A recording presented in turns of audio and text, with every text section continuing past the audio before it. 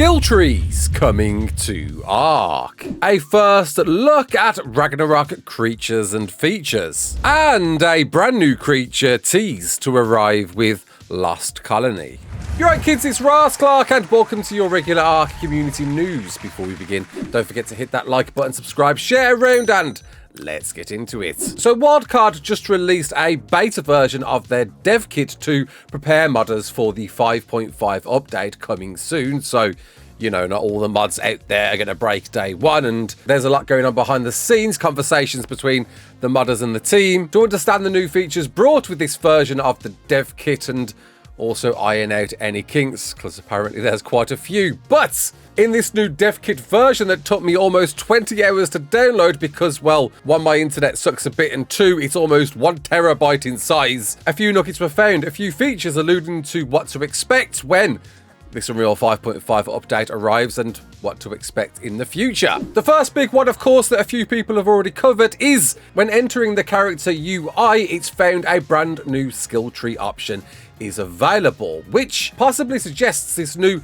character progression system may be arriving with the 5.5 update, seeing it's already built into the UI straight off the bat when opening up the Devkit. Though when clicking through in preview mode, it didn't actually take us anywhere, needing us to go and search for other assets related to this elsewhere, including this. A plethora of skills to work towards, now branching off into 4 different areas and then represented by a bunch of stock assets that don't really help to explain what any of these skills are. It would be pretty unfair to suggest things like an air guitar emote icon alluding we're going to have a new guitar hero skill. I doubt it very much. This all seems to be very bare bones at the moment, but within another asset folder we can at least discover there's at least 33 skills to unlock, and in fact one of them does offer a test description explaining that this skill will offer 10% more damage on pickaxes, as well as having a 5% chance to stun an enemy for 0.5 seconds. This could simply be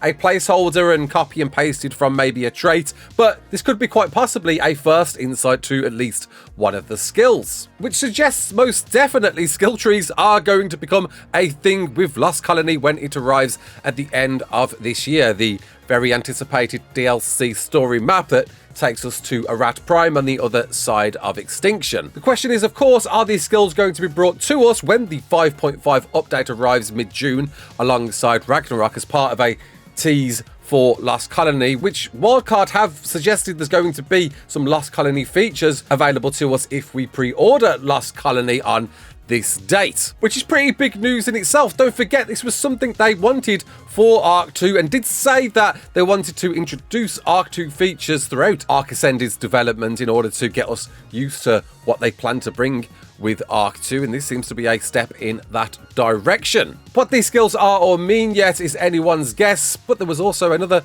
little Lost Colony nugget given away within the Devkit too. Found within a very sparse and empty Lost Colony content folder, there appears to be a variant of the Bulb Dog, suggesting that you're going to get light pets with Lost Colony, which makes sense because, you know, Aberration crashes nearby there at the end of Extinction, therefore going to bleed Aberration creatures into this new map. So we're going to see a few influences there, with obviously the need for charge light pets, so I guess we're going to be seeing Reapers and Nameless as well with Lost Colony, and a brand new creature, a young ice fox that's only given to us by way of name. There's no mesh or any sort of point of reference to see any more about this and what this could possibly be, but we got a name, and with that means a creature, and with that a certain direction confirmation that it's going to be set in a very cold biome as the trailer suggests, and with that snowy, cold, Arctic themed creatures such as an ice fox. But that's all we got to really go on, and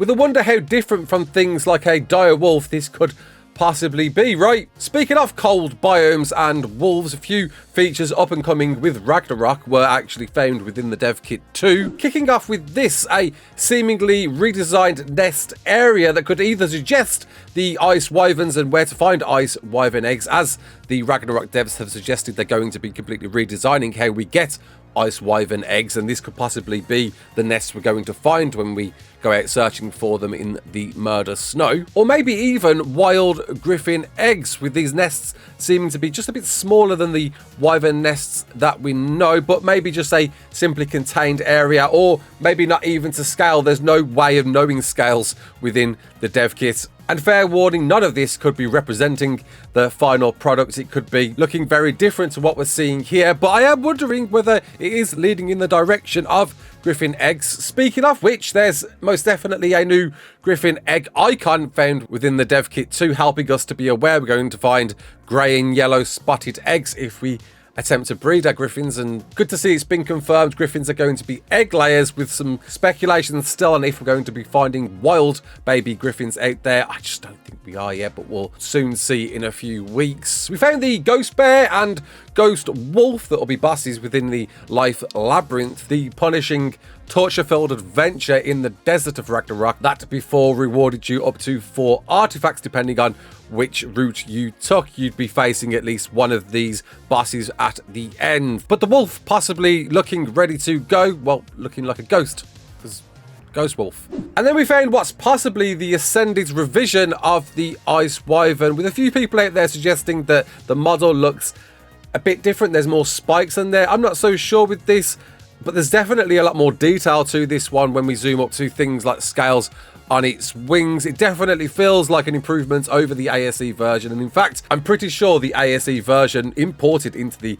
ASA dev kit originally didn't look like this, and seems to suggest this is the ice wyvern we're going to find with Ragnarok when it arrives. Though again, it could be further developed from what's available within this preview here. As well as that, some of the new structures that are planned to arrive with Ragnarok, or is it the Unreal 5.5 update? One of those was found also within the dev kit, including thatched pillars, thatched stairs, which look absolutely gorgeous, little cut-offs of bamboo wrapped together to form a lovely staircase there, as well as all of the thatch counterparts to the alternative structures you usually find in wood, metal, tech and so forth. And then we found the half railings that are only finding them within the Bob's DLC versions of the structures, though this is planned to arrive with all forms of vanilla structures, as well as the half pillar, pleasing I'm sure a load of builders out there having the options, abilities to customize their builds even more with these brand new pieces when we get